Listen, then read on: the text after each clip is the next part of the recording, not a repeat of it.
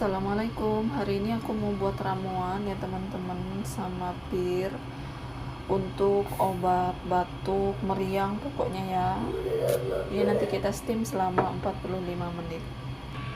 Nah jadi ini bawang putihnya ya kita tutup kayak gini, terus dikasih air matang sedikit aja. Kalau udah panas kayak gini, kasih air matang. Ini aku kasihnya sedikit aja, minimal setengah gelas ya. Lanjut kita kukus.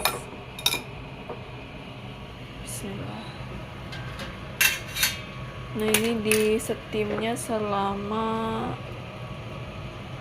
45 menit. Nah kita tunggu selama 45 menit. Ini bagus banget buat batuk, pilek atau demam ya teman-teman. Ini minuman herbal orang Cina.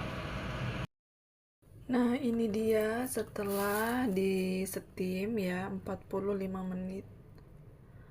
Ini nanti airnya kita minum. Ini bagus banget buat kesehatan ya guys.